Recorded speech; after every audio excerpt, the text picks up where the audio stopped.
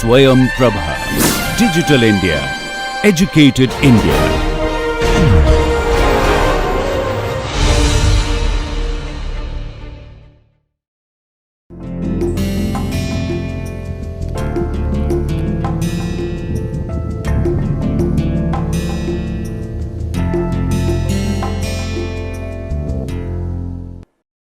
Hello everyone, hope you are doing well.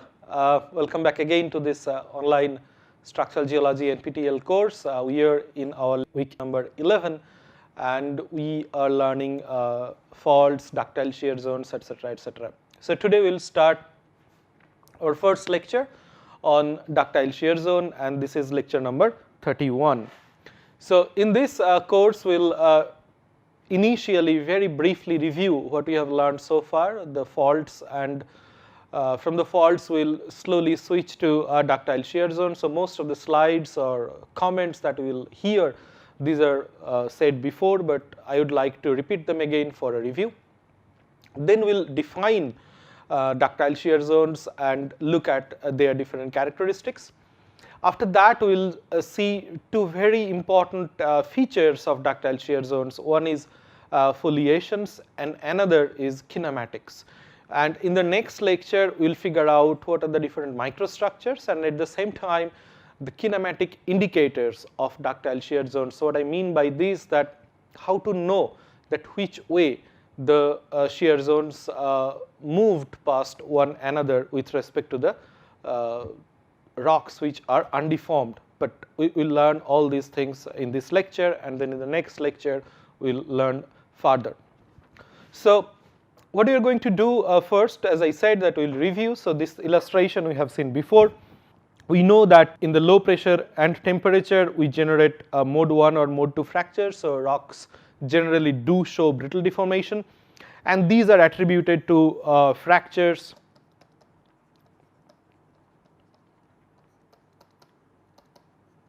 joints and faults.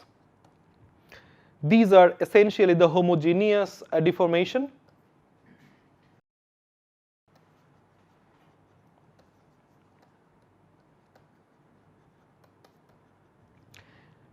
At high pressure and temperature, and this part which you are going to learn in this lecture and in the next lecture are the heterogeneous deformation.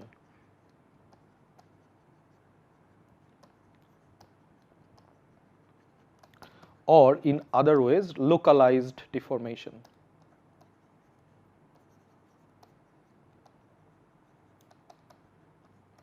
So at high pressure temperature, when deformation doesn't happen this way, that means deformation is not distributed in the entire rock mass, or in this case in the entire sample, but it is restricted along a narrow zone, then we have localization of deformation, and this is in a way the concept of ductile shear zone, and we will see this soon in theory and also with many of photographs. We have also learned that the brittle domain we have within the fault range, and then we have ductile domain where rocks deform in ductile manner, and in between we have brittle ductile deformation where rocks do show both brittle and ductile signatures in deforming the rocks.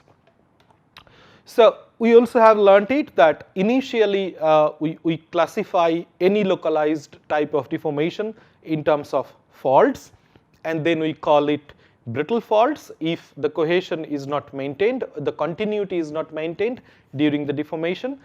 And on the other hand, we have ductile faults, that means where the cohesion is maintained or the continuity is maintained, and whatever we have in between is brittle ductile faults. We learnt about brittle faults in the last few lectures, and in this lecture we will talk about ductile faults, or which are commonly known as shear zones or ductile shear zones. So initially there are two terms, faults and shear zones. You may be aware of this fact. So one part is fault, which are the faults the way we understand a brittle fault, where two blocks moved past each other producing some fractures in between. Now whatever are not faults, they were categorized as shear zones or something like that, but Ramsey in 1980 he came out with this kind of classifications, that everything that we can imagine in terms of localized deformation, these are faults. And then you have brittle faults, brittle ductile faults, and ductile faults. So the ductile faults are known as also shear zones or ductile shear zones, and this is exactly what we are going to learn today. And also in terms of the geological context, so at the surface we generally see faults, the brittle faults in other ways, and at depth we see the shear zones, and this we have also seen with the first illustration of this lecture, that at high pressure temperature you only can have localization without producing fractures, and these are shear zones. So here you have fractures, but here you don't have fractures. The grains do deform in the manner of intracrystalline plasticity. You have learnt about it in our rheology and deformation mechanism lectures. So this is the mechanism by which the grains deform and they localize the deformation. So we are going to focus on this part in today's lecture. Let's define what is a shear zone or what is a ductile shear zone in specifically. A ductile shear zone, as it is written here, is a long narrow zone within which dominantly ductile deformation has caused a localization of significant magnitude of strain compared to the surrounding regions.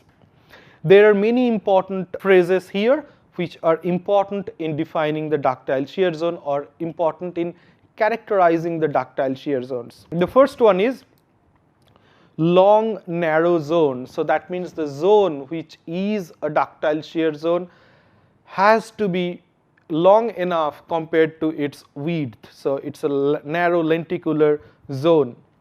Within this zone you should not have significant fractures or no fractures. The deformation must be dominantly ductile deformation, and this ductile deformation has to cause by localization of large strain, or ductile deformation has to accommodate the maximum strain of this region, and therefore it remains localized deformation compared to the surrounding regions. The formation of a ductile shear zone is commonly associated with drastic reduction of grain size.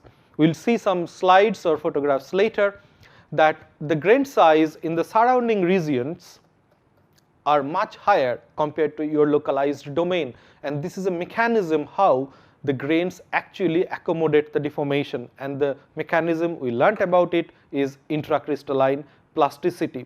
And while doing this, the rocks within the ductile shear zone produce extremely fine foliation. So the characteristics of ductile shear zones also include the rock has to be extremely foliated and at the same time lineated. Now one may be absent, but the lineation may or may not be present, but foliation is a must in defining a ductile shear zone. Of course, this is a secondary foliation we are talking about. The rock type that we see in a typical ductile shear zone is known as mylonite. Now mylonite is not a composition of the rock, so it's not like gabbro or anorthosite or granite and so on. These terms define a typical composition, but mylonite generally defines or it designates a texture, a character of the rock, not the composition of the rock. A similar type of rock, so when we see in brittle shear zones, then we call it breccia. So mylonite is the rock that you should find in ductile shear zones, and breccia is the type of rocks that we should find in brittle shear zones. Mylonite should be characterized by extreme grain size reduction, so the breccias, but in mylonites the mechanism of grain size reduction is crystal plastic deformation or intracrystalline plasticity, whether in breccia it is mostly cataclastic deformation. Mylonites also do possess a lot of fabrics. Breccia also does, but not as prominent as mylonites do have fabrics within themselves. Now ductile shear zones, as many of the geological structures, can range from very, very micro scale to mega scale. So as it is written here, that it ranges in scales from the microscopic or grain scale to the scale of a few hundreds of kilometers in length and a few millimeters to a few tens of kilometers in width. We'll see some examples in one of the next slides that how big a ductile shear zone could be. Now, this is exactly what I was talking about. This is an example of ductile shear zones. What we see here, this is South Island of New Zealand. The Christchurch is somewhere here and the North Island is somewhere there. Now, we know that New Zealand, the southern part of New Zealand is characterized by a fault which is known as alpine fault, which is this one. Now, you can see the rock types here in this part, the way they occur, they tend to occur in a very similar way here. And you may figure out the fact that if I consider this green horizon, so this green horizon probably went like this and then it is again appearing here, the same with the red horizon and the pink horizon. Now, of course, on the surface it is a fault because it's low pressure temperature feature, but at depth it is essentially ductile and this is a very large scale shear zone. Tectonically we can see what is happening here. So, on this side we have Australian plate, on the western side of New Zealand, and on the eastern side we have Pacific plate, and this Pacific plate subducts here along the Hikurangi subduction zone, which has a velocity of 4 to 5 centimeters per year, and then we have another subduction zone which is Australian plate is subducting below the southern island of New Zealand. There we have velocity 3.5 centimeters per year. So, these two subduction zones, they actually collide and meet each other and they produce this excellent alpine fault, or in a way at depth a ductile shear zone. A lot of structures and other features are there to see and look at, but we are not going into this. The take home message of this slide that I would like to convey, that the scale is almost covering an entire country from one end to another end, and you can see the scale, this is 300 kilometers. Let us look the ductile shear zones in the field scale or outcrop scale. Now, first of all, how to know that these are ductile shear zones? It is very easy once you know this. So, what we see in this side, in this illustration or in this photograph, that this is a granitic rock or granite gneiss, and if I concentrate on this corner, these are gneissic foliations. Okay. So, in normal way the gneissic foliations should go like this, but here I find a region where this gneissic foliation is deflected.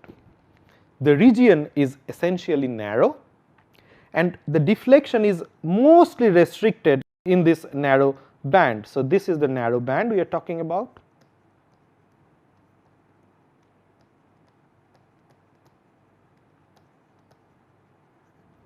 So, if I consider it is going very much well, but when it touches the boundary it goes like this, and when it comes out from the boundary it follows more or less the same trend as it has before. So, this and this. So, these two were probably together and now they got deflected, and this deflection has happened due to extreme localization, shear localization along this, right. So, this we can designate as a ductile shear zone.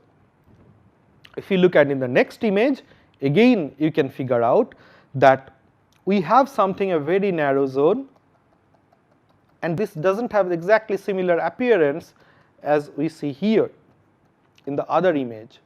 So, this is again your narrow band, and what interestingly we see here that it is going like this. Again these are gneissic foliation, and we do not see anything here, the trace of the foliations we do not find it here the way we are finding here. So, it is missing, and let us assume that it is coming out of here, but essentially the fact we can figure out that it is this foliation or this layer, if I consider, is not continuing this way. So this is not exactly what is happening here. This foliation enters here, got dragged, and say for example it is coming out from here. So same situation we see here, but here we see some large crystals, and we just defined that ductile shear zones must be defined by extreme grain size reduction. And here something very interesting things do happen in the ductile shear zones. What you see here, this is nothing but a pegmatitic vein.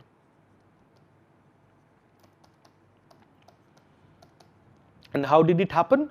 These ductile shear zones are excellent for carrying the fluids. Because you have extreme grain size reduction in the ductile shear zone, at the same time it is happening at high pressure temperature. So the few minerals that have water in their structure, they release the water during deformation and at the same time during metamorphism. Now these waters sometimes find the best place to reside is within the ductile shear zones, and it has a significant implication in our life. I'll show you later. So when these fluids, they do reside within the ductile shear zones, sometimes they occur as veins, and this is one of the examples, pegmatite veins. And these ductile shear zones not necessarily always in a simple shear mode, it can have a dilational mode, and if that happens then it becomes much easier to fluid to flow to these dilational zones, because this is a low pressure zones. Fluids generally do flow from high pressure to low pressure.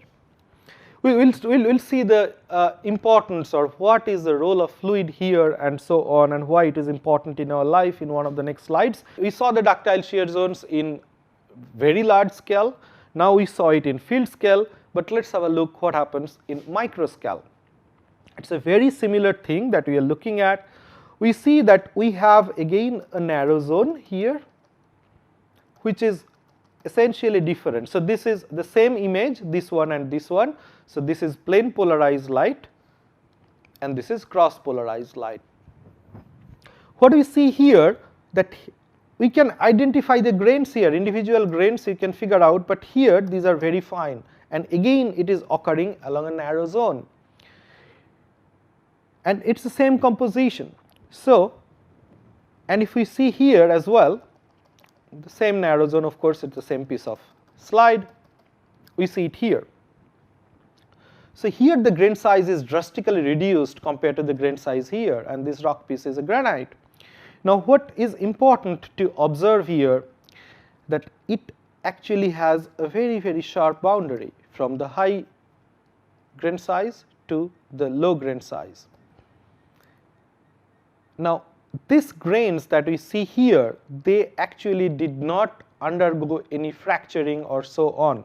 So if we zoom this part, which I am not showing you here, but we can see that the grains underwent some sort of crystal plastic deformations that we have learned in the other cases. So the movement of dislocations and so on, the reduction of grain size has happened through dynamic recrystallization and so on. So these are the mechanisms that only you can see in thin sections.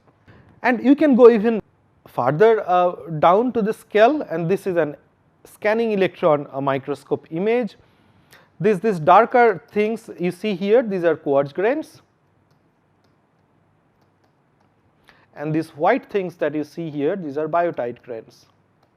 I deformed them experimentally in the laboratory to see something else, but it produces, as you can see, the initial foliation was straight like this, but here it has produced again a long narrow zone, something like that, where these foliations got deflected. And you can also see, if I wipe this one out, that within this narrow zone, the character of the biotites, they are not as white as we see in the outside. They are little diffused, fuzzy and something like that, and exactly some reactions are going on. The biotides started releasing their waters in this condition, and therefore phase transformations are going on, and all these processes do happen inside the ductile shear zone. So people still do research on this, and they continue working in this direction to understand the localization phenomena and ductile shear zones, and these are very, very important. So exactly why studying ductile shear zone is important.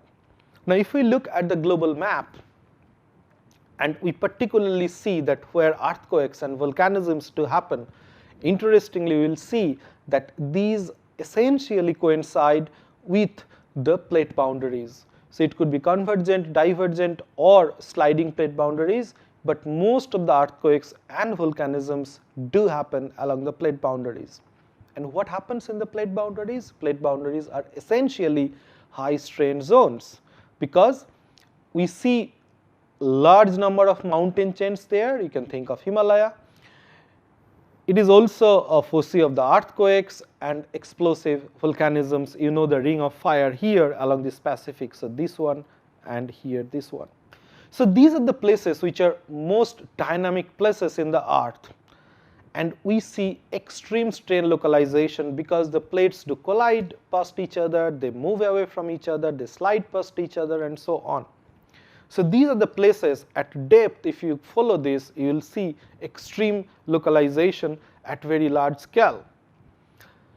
The displacements here are extremely large, but that happens in a very slow way. We know that it happens, and these are also avenues to release the Earth's internal energy, and therefore we have earthquakes and volcanoes and so on along the plate boundaries. Now I'll take you to the another aspect of ductile shear zones.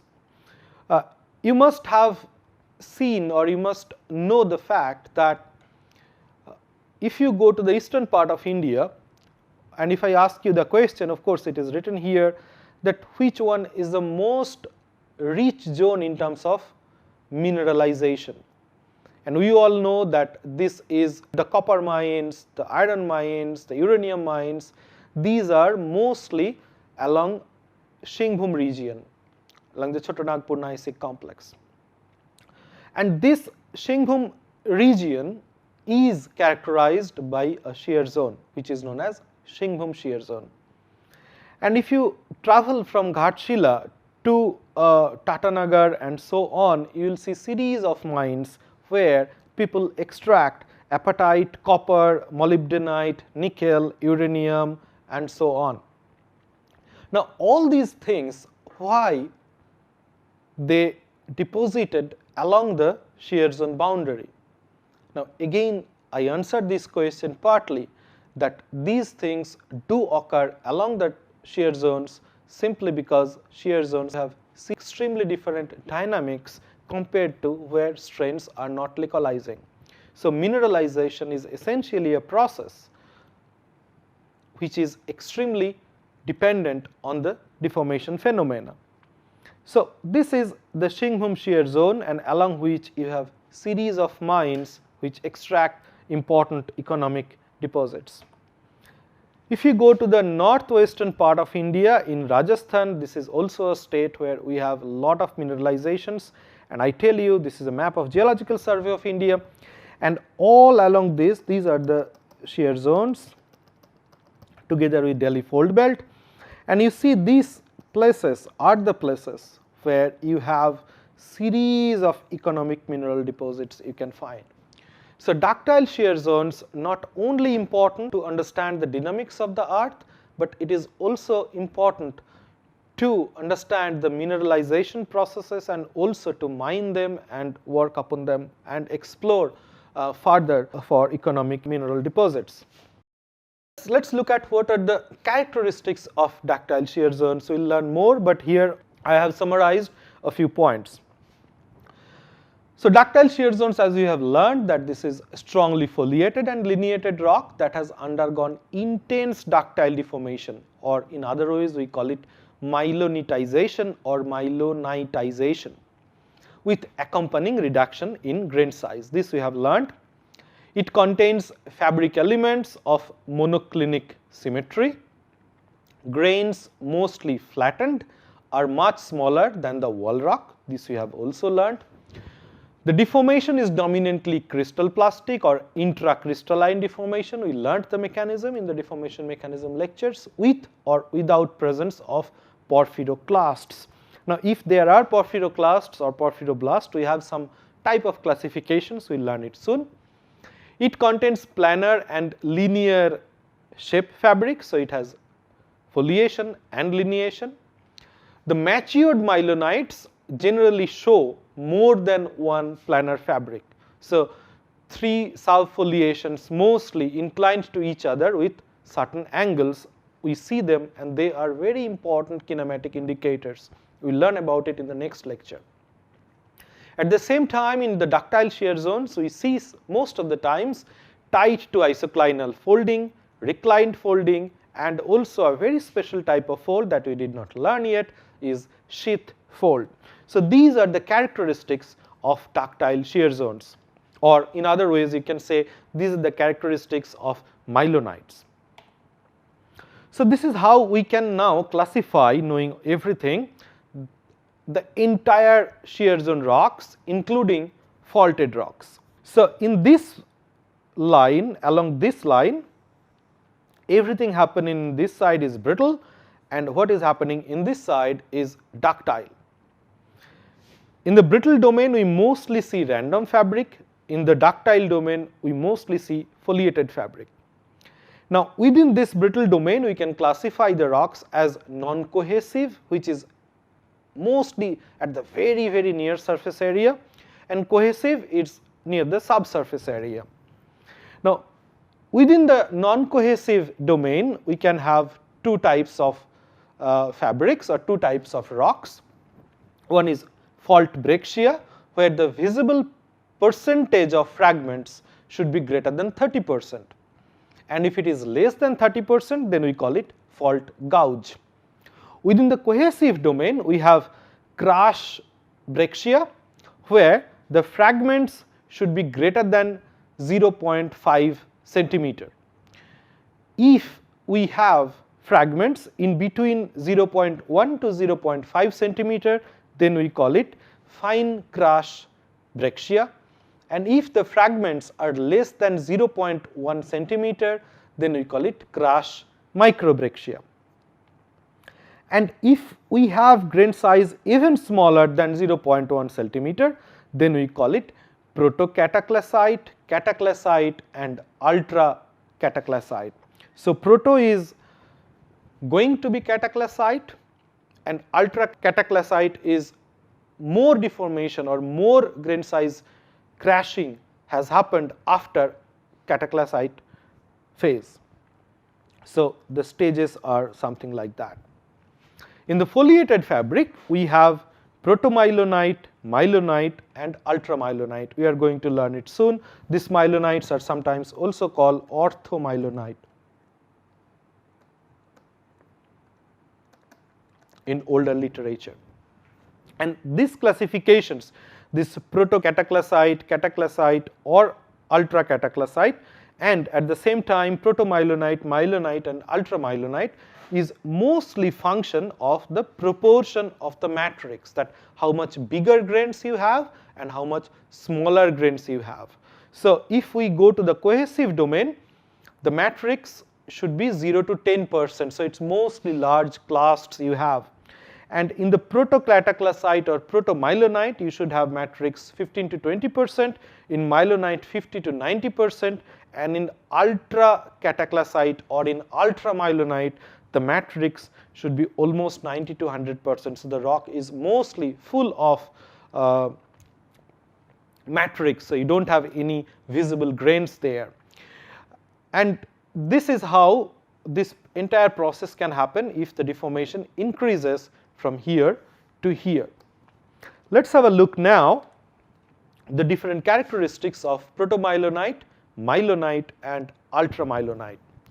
So, the first column of images that we see, these are hand specimen scale, and the second column, this column that we see, these are photographs from thin section in cross polarized light.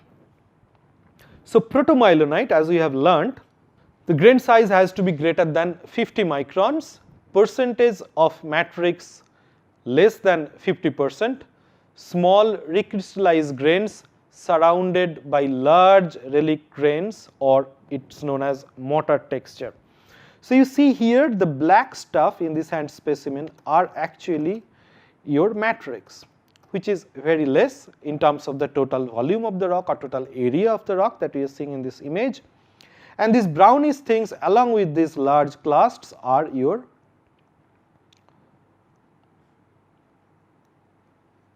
porphyroclasts or some other features. With further deformation, we arrive to the rock which is known as mylonite or orthomylonite, where grain size is less than 50 microns, percentage of matrix is 50 to 90%, and it is strongly foliated with porphyroblasts in fine grained matrix. So what we see here, you can clearly see that matrix area has significantly increased compared to this figure. So here we have more matrix, but we have few porphyroclasts or blasts floating within the matrix. Also in the thin section we see these are these are experiments, I have done it, so I know that these are porphyroclasts, but outside you have muscovite and these are matrix material. In ultramyelonite, the grain size is extremely fine, less than 10 microns. You cannot identify them through optical microscope. The percentage of matrix is extremely high, greater than 90%, and thoroughly deformed fine grained rock. What we see here, this region in this image, this is your ultramyelonite. You see only a few clasts here, but otherwise it's extremely fine grained, and even if you see this kind of rocks under thin sections, still you don't see any visible rock fragments here or any visible grain size. They are so fine even you cannot look at, or even you cannot see them under optical microscopes. Maybe you need SEM or some other high resolution photography technique. So we have protomyelonite, we have mylonite or orthomyelonite, and we have ultramyelonite. We have defined this term. In this context, I would like to use another term or introduce another term which is known as, let me write it here,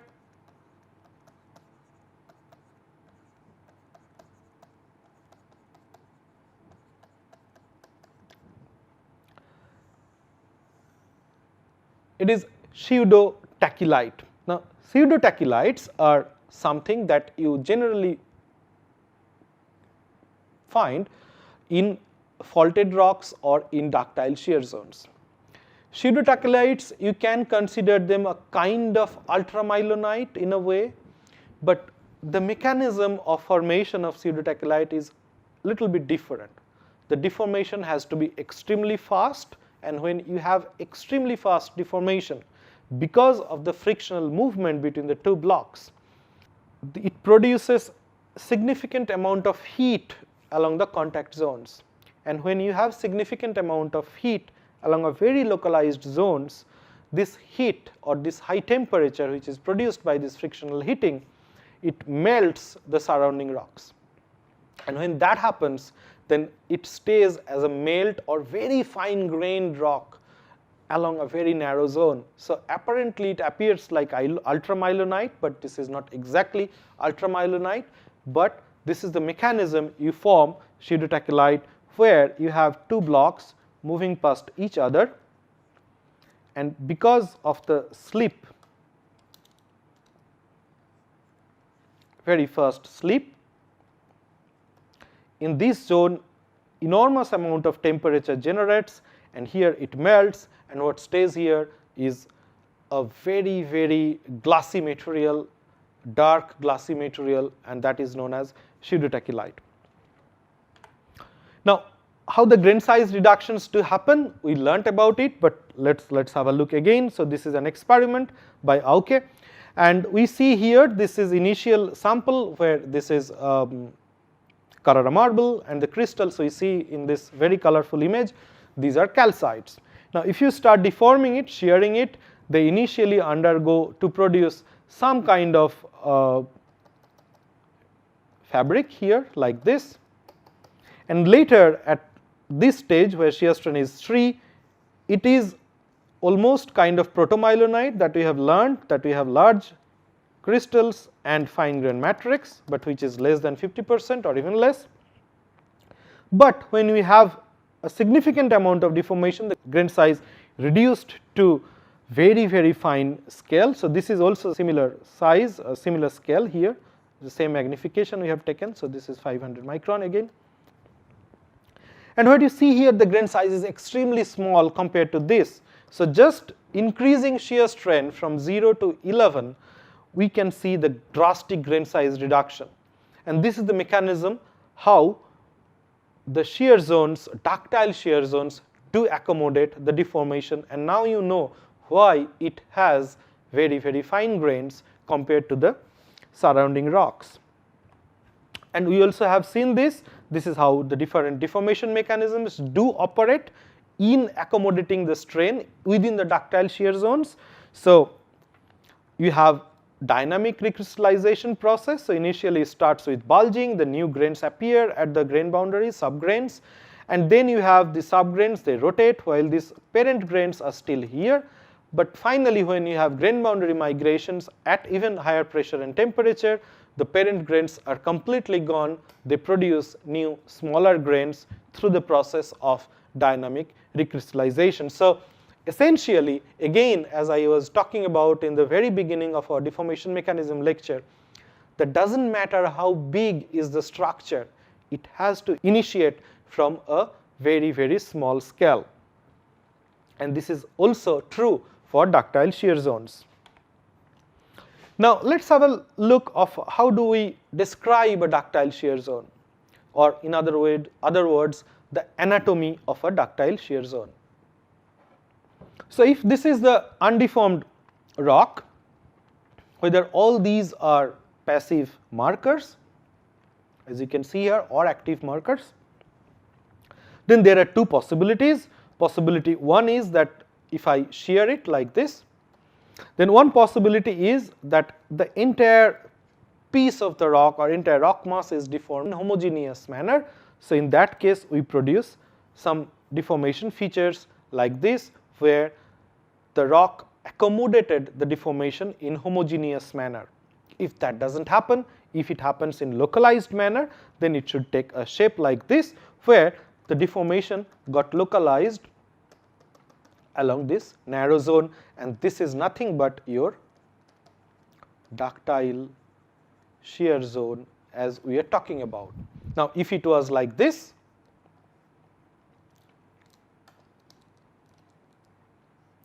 say this block as we are looking at here, this is a red line, and this is again the red line that we see here, and all these other lines. So it can happen in a very similar way, but this is essentially a brittle shear zone. So there is no breakage of cohesion, there is no discontinuity. So this layer is continuing here without any visible fracture in this scale, and therefore we call it ductile shear zone. And this is a localized heterogeneous deformation. Now there are some terminologies involved. So clearly we can see that from here, which we'll call actually the wall rock, the strain increases towards the ductile shear zone, which we have just defined is this zone. Now you can argue that why I have plotted this line along this way, why I didn't put it like this, or why I didn't put it much closer. Now yes, you have a very valid question. There is not always a very sharp boundary between the ductile shear zone and the wall rock. This boundary most of the time is extremely diffused. However, there are some ductile shear zones where it just goes like this, where you have very sharp shear zone boundary. But these are functions of the rheology, the viscosity of the rock, and so on. We are not going into that part right now, but for the timing, yes, I have drawn it arbitrarily, but with some logic. And the logic is, visually I inspected that this must be the boundary. Now you can plot it a few millimeters up or down, but that won't be anything wrong. So clearly this region has zero strain or very insignificant strain, this area. So entire area, they did not suffer any deformation. Now this marker, if I think of, so this marker was initially here along a straight line, and because of the shearing, now it got deflected to here. So this is known as marker offset. We'll later figure it out as D or displacement, and we see how to calculate that. But these are the basic anatomy of a shear zone. So you know what is, you define the ductile shear zone, you define the wall rock, and therefore you define the high strain zone and no strain zone. And strain generally increases from no strain zone to high strain zone to shear zone, and this increase is mostly nonlinear. We will see that soon. So this is how we generally construct, or you generally identify or name the different parts of a ductile shear zone. Now as the third part of this lecture, we are supposed to talk about the foliations in ductile shear zone. So far we talked about most of the ductile shear zones are characterized by development of foliations, and it also is a fantastic kinematic indicator. As it is written here, it tracks the XY plane of the strain ellipsoid. We will learn about it soon. Let's not concentrate too much on that. Now orientation of the foliations depends on the geometry, nature, and strain of the shear zone. Now if you consider a fairly isotropic rock, a faint foliation will appear at low shear strains, but with more and more and more ductile shearing, the foliation would be intense, and so on. And this is exactly, I collected 3 photographs is showing the similar feature. So what we see here, this is a piece of rock, and you see here we have this very narrow, thin, incipient shear zone. And you see this outside this rock virtually doesn't have any foliation. But here when you see this, you probably can see a faint fabric is being developed here along this very, very incipient magnitude of shear strain. If the strain increases, clearly you see again the outside the rock is very much isotropic, but along this narrow zone, which is your ductile shear zone that we have identified, we see that fabric is intense, and it's just along a narrow zone. Isn't it fascinating? And just to ask, how does it happen, right? And if we continue, then we see that this fabric inside this excellent photograph is like this, and it is extremely intense. Now for a simple shear zone, you can actually calculate the relationship with the strain and this foliation angle by this formula, where beta prime is, you can consider as this angle. We will not go into the detailed part of this, but this is how people do calculate in the field or also from the experiments the relationship between strain and the foliation orientation. Now let's see in a different way with the help of the illustrations that how does it work.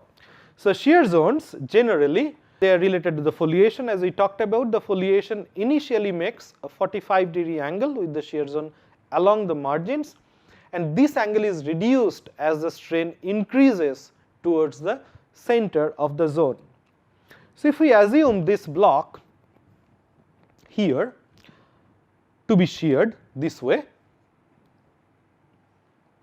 okay, and this little whitish band here is a marker band, and then we can, at the very beginning of the deformation, we can figure out that these are the foliations, this red dotted or dashed lines are appearing here as the fabric of the shear zone.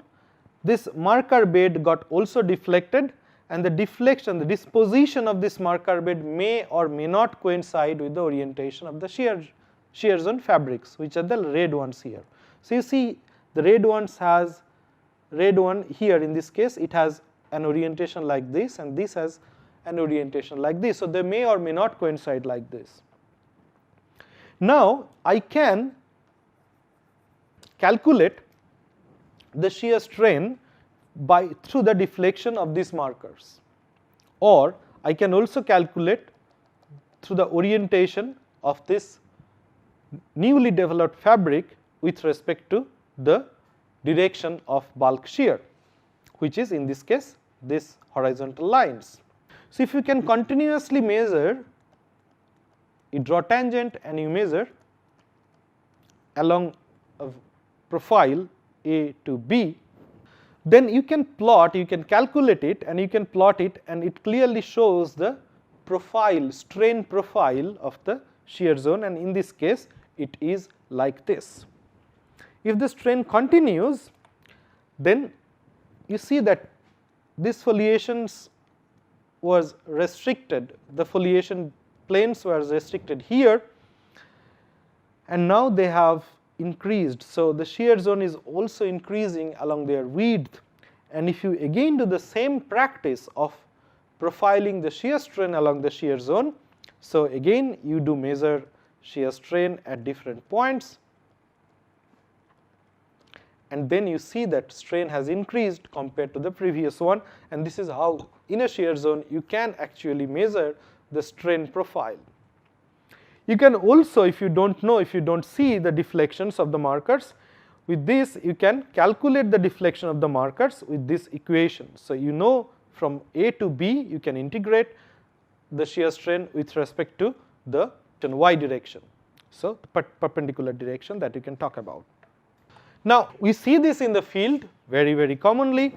So you see this was a marker probably, and this is going into the shear zone. So continuously this angle, so now it is here like this, here it is this, if you come here it is a little reduced, if you come here this is further reduced, if you come here this is here. So this is how you enter in the shear zone, and this is your ductile shear zone. You can see the similar thing here, and you can figure out this strain along this, and you see it's always getting reduced, and finally when you come here it is almost horizontal. Now the final topic of this lecture, the kinematics of a ductile shear zone. So far we understood the foliation part, how does it develop and so on, and as we talked before, that strain in the ductile shear zone is extremely heterogeneous, and this, if you have some circles here initially, and then these circles would probably deform in this way. So at the middle of the shear zone, the circle, as you can see, it's forming an ellipse which is suffering the maximum deformation, and it's slowly diffusing away from this part. Now considering this, if I have to fit it at least in 2 dimension with respect to the strain ellipsoid, we know we call it x, y and z, where x is the maximum stretching direction, z is the minimum, and y is intermediate. In this case we are not going to consider y because we are looking at in 2D. So we can clearly figure out if this was the deformation direction or shear direction. The flow direction is approximately like this. So shear zones are mostly parallel to the x direction of the strain ellipsoid, and z is the other direction. And we have seen that foliations also do form parallel to the shear zone in a mature ductile shear zone. So foliations generally do track the x direction, and the other direction, if we consider the 3-dimensional, then this is the y direction. So this is x, this is y, and this vertical direction is z. So foliation has to always form along the xy direction, and if this is the x direction, so the lineations must follow the x direction because that's a maximum stretching direction. So kinematically the foliations in the shear zone, the new foliations in the shear zone are along the xy plane of the strain ellipsoid, and lineations are along the x direction of the principal axis of strain of the strain ellipsoid. Now we can look at in 3D. So in a strongly deformed domain, so we see here that this is undeformed protolith, this is also undeformed protolith, and this is where you have your maximum shear. So you see the foliations here are like this, and this is the xy plane. So foliations, or in other ways I can figure out, these are your xy plane and these are the foliation plane. The lineations also do form along the x direction. As you can see, the stretching is slowly rotating to this side. So xy plane is also the shear plane, and x is also direction of the shear, in this case A, and this vertical plane is your displacement plane of the shear zone, and this is the kinematic framework. Now this is some kind of monoclinic symmetry. We talked about it before, but the way it appears, this complex three-dimensional feature, it is important at this time to understand that how we can observe the shear zone, or what is the best section to understand the kinematics of the shear zone. And this is very, very important, because you see here that here the orientation of the principal axis of strains and here the orientation of the principal axis of strain are different. So it is rotating. So that's why this is a simple shear, and simple shear we learnt about it, that this is a rotational deformation. So here x is like this, and here x almost getting parallel to the direction of the shear. So in this context, it is important to understand that what is the best section to look at ductile shear zones. And this next slide summarizes this. Most of the myelinoids contain structures that show monoclinic or low symmetry, simply referred to as asymmetric structures. So this is essentially asymmetric, this is not symmetric. The asymmetry is related to the rotational component or non-coaxiality of the deformation, or the fact that objects rotate in a preferred direction. The asymmetry of myelonoid structures can be used to evaluate the sense of shear and sometimes also to the degree of coaxiality of a myelonoid zone. And to do that, the thumb rule is, or also this is kinematically very important, that we generally see or observe the xz section of the strain ellipsoid, or in other ways this section.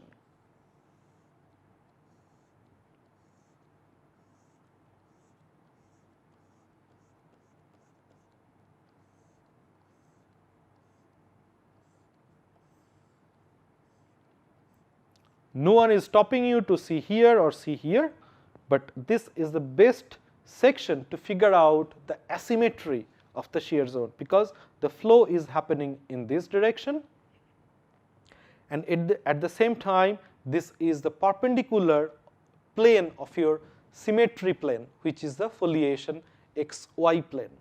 So we can say that this is xz section of the strain ellipsoid, but not necessarily in the field you always recognize it.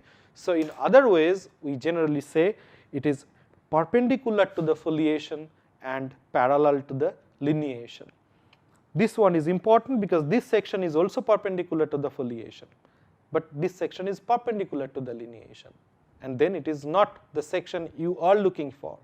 You should look parallel to the flow direction, so it has to be parallel to the lineation. So whenever you prepare a thin section from a sheared rock, or you observe a sheared rock, make sure that you are looking at the xz section, or a plane which is perpendicular to the foliation and parallel to the lineation of that particular shear zone.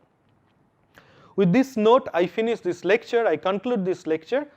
In the next lecture, we will actually see, or we will take over from this slide, that how to see or how to recognize with different microstructures, how to recognize or understand the direction of shear, or in other words, we will see the different kinematic indicators of ductile shear zones.